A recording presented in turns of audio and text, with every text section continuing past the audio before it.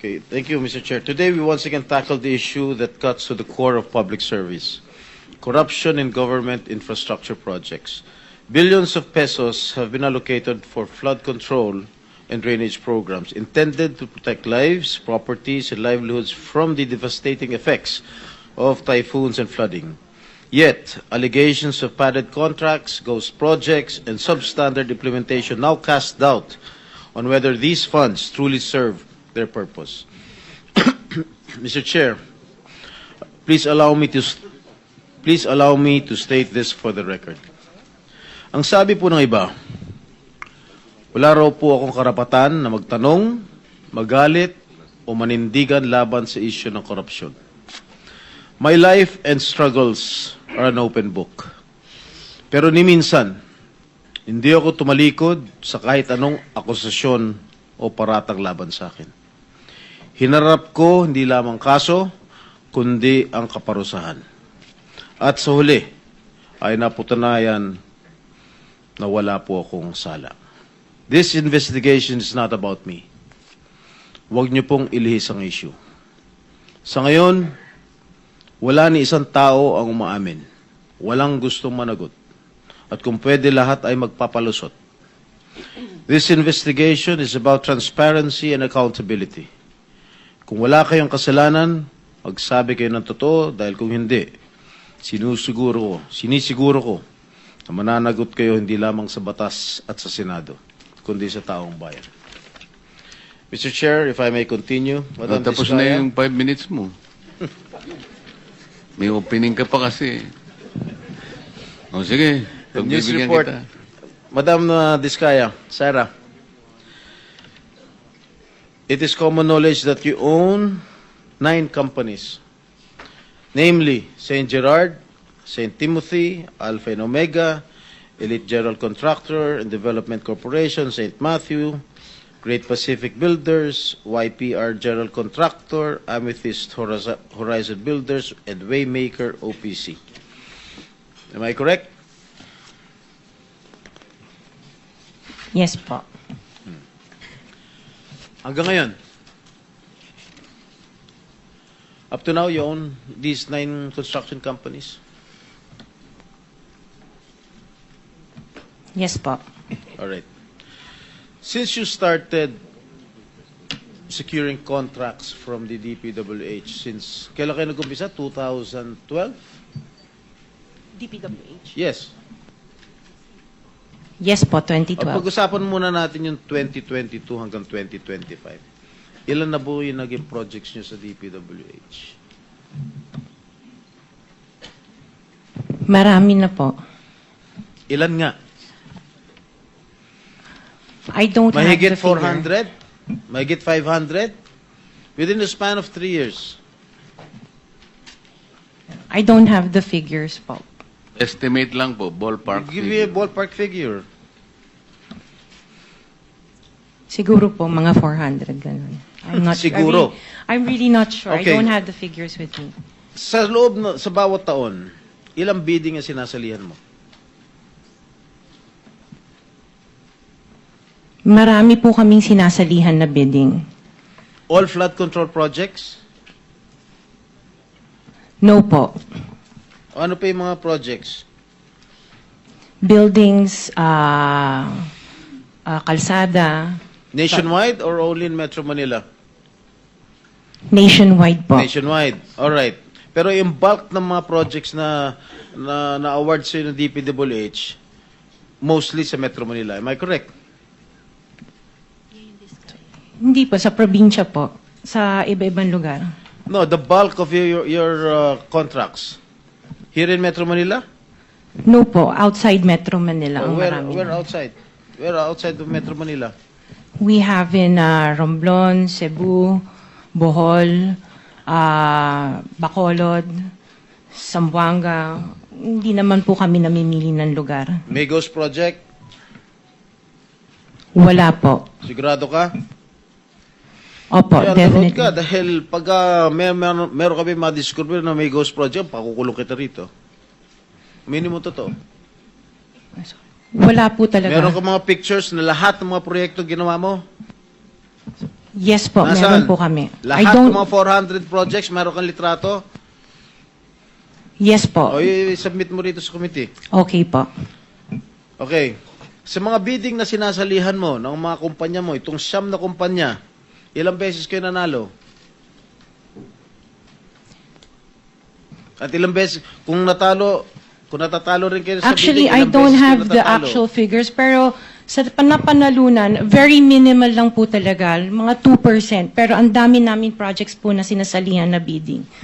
So, sa loob ng isang taon, pag nagbibidding isang kumpanya mo, halimbawa itong ano ba yun, yung Alpha Phi Omega, ilang beses kayo nagbid sa isang taon at ilang beses kayo nanalo? Madami po kaming sinasali. I really don't have the figures right now, You know, but I if you can... come here, you have to come here prepared. Yes You po. do not come here unprepared. Alam mo na, tatanungin ka eh. Ikaw sikat na contractor, papa-interview ka. Oh. You have to come here prepared. Your Honor, I am prepared for the flood control projects that you are mentioning. I have the statistics of how many I bidded and how many I lost and how many I won. Okay. You mentioned it to us right now.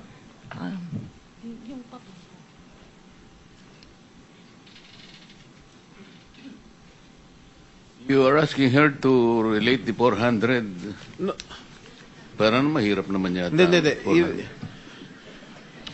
In 2022, I bidded for 491 projects. This is just for the flood control, Your Honor. How many projects for 491. 491. 491. I joined the bidding. Po. Oh. This is in 2022. I only got 71 projects from the 491 na sinalinan ko po. 71 only. How many companies? Itong This is sum? just for Alpha and Omega Oh, po. what about the other companies? What about the other 8 remaining companies that you I own? don't have the statistics Oh. for that because I was only called as Alpha Wait, and Omega. You admitted earlier when I asked you if you own these 9 companies and you answered in the affirmative. Right now I'm asking you kung ilan yung 71 71 flood control projects na napanalunan ninyo. Now you're only speaking in behalf of Alpha Phi Omega. Eh kanina sinabi mo ikaw may-ari ng Siam. Why can't you answer in behalf of the 8 remaining companies? Kasi po, yun lang yung na-prepare po namin for today's hearing. Oh, what about the representative of the other construction companies? Itong si Rimando. Oh, how many? You're representing St. Timothy. Good morning po, Mr. Chairman. For St. Timothy Construction po, we have 145 projects. Flood control projects. Yes, Mr. Chair. Since Since 2022, up to the present as we speak, 122. 145. Excuse me? 145, Mr. Chair. Napanalunan ang na-award sa inyo 145 flood control projects. Yes, Mr. Chair. Napanalunan niyo 'yan. Yes, Mr. Chair. So, all in all, dun sa 8 companies, ilan? Dun sa 9 companies, hindi nyo alam?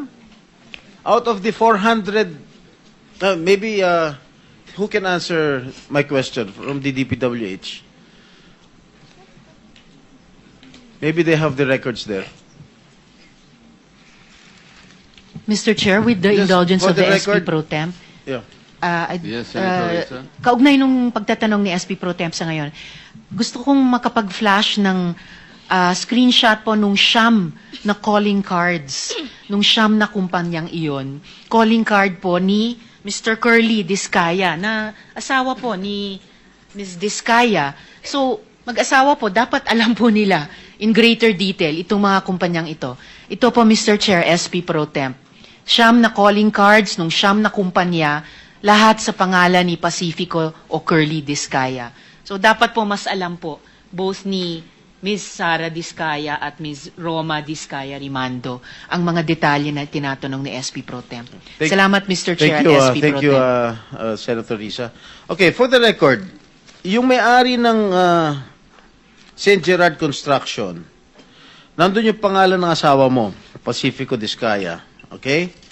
Doon sa St. Timothy, sino may-ari ng St. Timothy? Ikaw si Remando, no? Kamag-anak mo si Discaya, correct? Sabi mo, pamangkin mo. Tama? And who is this Maritoni Miligrito, the owner of Elite? General contractor. Who is this? Answer. Pinsan ko po, Mr. Chair. From the left pocket to the right pocket. St. Matthew. Nandito yung asawa mo, Pacifico Discaya. Great Pacific. Oh, ikaw, nandyan ang pangalan mo, oh. Si Sarah Rowena Discaya. Kaya hindi mo mapapagkaila, eh. YPR General Contractor. Nandito rin ang pangalan mo. Miss Sarah, alam mo, huwag ka magsisinungaling, ha? Amethyst Horizon. Sino si Amethyst Horizon? Sino si John Brian Eugenio? Who is he? Sagutin mo, Miss Rimando. I didn't know, Mr. Chair. Madam Sarah. He's one of our employees. Oh, dami. Waymaker. Sino si Gerald William Discaya? He's my eldest son. Okay. Alpha Phi Omega, yan, asawa mo. So, you confirm, lahat ng siyam na yan, ikaw ang may-ari. Tama? Part owner po. Part owner. Okay. Kaya nyo ba talaga pagsabay-sabayin yung mga construction, mga proyekto ninyo? Paano nyo nagagawa ito? Yes po, we have sufficient employees naman that can carry out and execute the project. Okay, ilan ba yung mga empleyado ninyo? In the office po, mga 200 plus. Sabay-sabay kayong naawardan ng kontrata ng DPWH. Alam mo, nakakapagtaka dahil kayo lagi nakakuha ng DPWH contracts, ha? Sino ba talaga sa DPWH ang nagbibigay sa inyo listahan ng mga projects for bidding? Turo mo na. Wala po akong knowledge po. Talaga? Ba't Yes, nakakapagtaka dahil yung siyam na construction companies nyo, yun ang laging favored, kumbaga, sa bidding. Kasi ang balita ko, isa kayo sa mga una nakakita at nakakapili ng mga projects. Bago pa mabuo ang National Expenditure Program, yung tinatawag natin na NEP. Parang menu lang sa restaurant na nakaka-order kayo kaagad. Sino ang point person nyo sa DPWH na nagbibigay sa inyo ng informasyon na ito, para sa inyo, ito para sa kanya? Sino? Sir, wala po akong nakakausap po. Wala kang kilala sa DPWH. Wala po. Hindi kami maniniwala niyan, wala kayong kilala sa DPWH. Meron ako yung mga engineer, yung mga district engineers, saka Yun mga pala, sino yung mga district engineer na nakilala mo? pero hindi po sila nagbibigay ng project po sa akin. At tinatanong ko, wala naman ako sinasabi sa'yo kung nagbibigay sila ng project, sino ang kakilala mo sa DPWH? Sila, mga DE po. DE Yeah, okay. ng, Sabi mo, sino? teka sandali. DE ng Laguna, O, sino DE nga? ng... Banggitin mo yung pangalan. I can't remember their names kasi I don't transact on Okay, behalf of the DE ng companies. Laguna, sino pa? DE ng Bulacan, DE ng... Is he here? Nandito ba? Yung DE ng Laguna, DE ng Bulacan, nandito ba? DE ng Bulacan nandito. Okay, paano nyo nalalaman ang mga projects for the bidding? Sino ang nagbibigay ng listahan sa'yo? We don't have a list. Naka 6 minutes ka na, erap.